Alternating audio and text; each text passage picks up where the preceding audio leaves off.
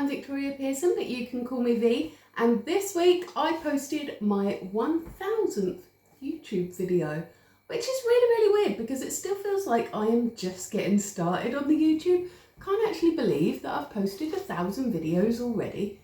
Now I had tried to time it so that this video would be the 1000th video, but then I forgot I was doing that and ended up posting videos including my dog, and my count is all messed up now. But it was this week. It was this week that I did the 1000th video. YouTube gave me a notification that looked like this, and I got all excited about it, and then I realised that my plan for today's video was this is my 1000th video, and I've totally messed that up. But never mind.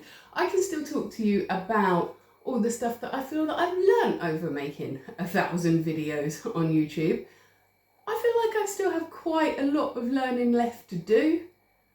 But still, over the first 1,000 videos, here is what I have learned. People are a lot more forgiving than you expect them to be. When I first started doing YouTube videos, I was very nervous about it, and I really overthought what I said, and I made big scripts and everything, and now I'm just standing here chatting to you and it's fine. And the reason that I am able to have that kind of confidence with it is because I've messed up a few times over the last 1,000 videos, and everyone's always been really nice about it. For example, I once posted all of my raw footage for a video instead of my edited video. Only 4 people saw that before I realised it was still quite embarrassing. One of them was nice enough to message me privately and say, I think you might want to have a look at the video that you just posted.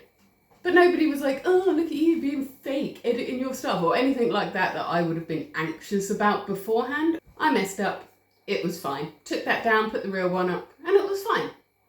Another thing that I messed up was my scheduling one time. I accidentally released 2 videos on the one day, and again, the sky didn't fall. Everything was fine. Another example is that I lost all the footage to a video that I was in the middle of editing, ended up having to cobble something together really late on the Sunday night to be ready for the Monday morning. It was very bitty. I wasn't able to refilm anything, and everybody was very understanding about that as well. And so I guess my main takeaway is that your audience is a lot more forgiving than you would expect most of the time. Another thing that I've learnt though is that people will be dicks. Like, whatever you're doing, if you've got some kind of visibility, even if it's only the tiniest little audience like what I've got, people will be dicks. They will come into your comment section and they'll say that you're old, or that you look like a man, or that what you're saying is stupid, or whatever, because they've got nothing better to do with their lives, right? So they're going to do that. And you can't let it bother you, because really you should be feeling pity for those people who, instead of trying to create something for themselves or trying to make a mark for themselves, they just like to tear other people down. That's really sad. Like, oh, darling, can't you do anything better with your life? I feel for you, I really do. But we just ignore those people. No comment's a bad comment anyway, because whenever people comment on your videos, then YouTube goes, oh, people are interested in this enough to comment on it, and so we will show it to more people. So all those people that are in your comments being horrible to you, and I have learnt from running somebody else's YouTube channel as well, that people are more horrible to some types of people than they are others. They're just horrible people, and that's got nothing to do with you. You don't have to take on any responsibility for the way people react to you. If you are putting out your positive content, if you are not tearing other people down, if you are just being a generally nice person and people are still coming into your comments saying horrible things to you, that's a them problem. And I actually think that they've really helped me out, because not only have my hate comments helped me in the algorithm, like I just said, more people commenting means that YouTube thinks you're more important and more interesting, and so they show you to more people, and so that way I have managed to find more of my people from the comments from people who are not my people. But as well as that, it's given me a lot of confidence in my daily life, because once you start to shrug that sort of thing off, you can start to shrug all sorts of things off that used to bother you. So actually, where I used to really care a lot about what other people think, and this may just be an age thing as well, because I am knocking on 40's door very shortly, I no longer care for what you think of me. I'm doing my thing, I'm happy with the thing that I'm doing. I feel like if I am meeting my moral frameworks and I'm doing my thing in my way that I want to do it, and I'm not compromising my integrity to do that, then it doesn't matter to me what you think about me. You can scroll on, that'd be great. If you don't like it, scroll on.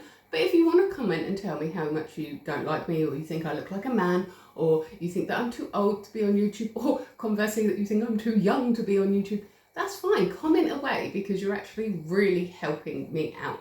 So if you're getting a lot of like hate comments on your new videos, don't worry about that. They are actually helping you, but you don't have to read them. You can just ignore that comment tab on your YouTube indefinitely. You don't have to respond to any of your comments. I do respond to a lot of my comments, and as a result of that, I feel like I have got chatting to lots and lots of different people that I maybe wouldn't have been able to talk to before. People from all over the world that are commenting and that I'm having little chats with, and some of you are regular commenters as well, and I feel like I've sort of got to know you a little bit through that, and so I miss you guys when you're not around. I like to read your comments. I like to see what you're getting up to, like what you're grateful for, what you thought of the place that we're going, all your memories of the place that I've been in my video that day. It makes my little heart sing. I love it. And so that has been a really, really good thing for me since starting the YouTube, and over 1,000 videos. I have got to know quite a few of you, and I feel much richer for it. I'm very, very glad to have you all here. Another thing that 1,000 videos has taught me is that you don't need a lot of fancy pants equipment to get it done. Like right now I am filming this on my phone. I've got a very cheap selfie stick type tripod that I'm using. In this particular shot I'm not using a ring light. I have got a ring light, I have used a ring light before, but sometimes it's just too much. It's just too much. In my kitchen the lighting is fair, so you can see me all right. I would maybe need extra lights if I was in a place where it isn't so good. Like if I was filming in my living room, it's quite dark in there, and so I do need extra lights when I'm filming in there. But in here it's literally just phone, tripod, and there have been days where I have lost my tripod and I have slotted my phone into one of these cupboard things and filmed that way instead. So you don't even need a tripod either, just something to film on is all that is really necessary to get started. You don't have to spend any money on YouTube. The 1,000 videos have taught me that. I haven't spent a single penny. Actually, that's not true. I bought a prop for one video, but I didn't need to. I just thought it would be funny. But I haven't needed to spend money on editing software or anything like that. I've used free software the whole time, CapCut. I have recently upgraded to Pro, but not for my videos. I haven't actually used it at all for my videos. It has been purely for videos that I edit for people for work and other people's YouTube channels that I run as well. And so I haven't had to spend anything. I use CapCut for my editing. I use Canva free version for my thumbnails, and I just film on my phone, and it's been absolutely fine. It could maybe be handy for you to pay for premium storage if you want to keep your old videos. Like for example, when I had been doing my videos for a year, I was going to do a sort of compilation video, but because I hadn't been able to save all of the videos that I'd made, it meant that it made that video really, really difficult to do, and it didn't look as good as I wanted it to. It didn't quite come out how I'd like it to. Now, I'm very lucky that one of my friends had premium storage on OneDrive, and so they just gave me access to that, and I can stick all my stuff in there. We've got a terabyte of storage. I'm never going to be able to use it all up, but it does mean now that I have old footage if I do want to reuse it. If I had tried to store it all on my phone, that would have just completely killed my phone. In fact, I think that might have been what killed my old phone, is that I had far too much stuff on it, and then I tried to download like 40 files onto my phone at once, and it all went kaboing. But yeah, it's not a necessary thing to have all of that storage and keep all of your old videos, but it's a useful thing. And I don't actually know how much the premium storage costs, because my very generous friend has just let me use their storage because they weren't really using it. And so couldn't tell you how much that costs, but that is probably the only thing that costs money that I would recommend you doing as a YouTube video. Over the last 1,000 videos, I have had days where I'm like, what am I going to do a video about today? I have no idea. Which is often why my videos end with me saying, join me on Monday for my next vlog. I don't know what I'm vlogging about yet, because I genuinely don't. I'm recording this right now on the Thursday. It's going to go out on the Monday. I knew I was going to be talking about my 1,000th video, but that was all I knew when I went into it. When I first started this, I did lots and lots of planning before every video. But now I just sort of off the cuff it, and I think that it works quite well. I don't know, do you guys like the authenticity of me umming and ahhing and not editing too much? It's mainly laziness on my part. I can't be bothered to cut out all my ums. That would take too long. And hey, who am I to deprive you of the drinking game of taking a shot every time I say or you know.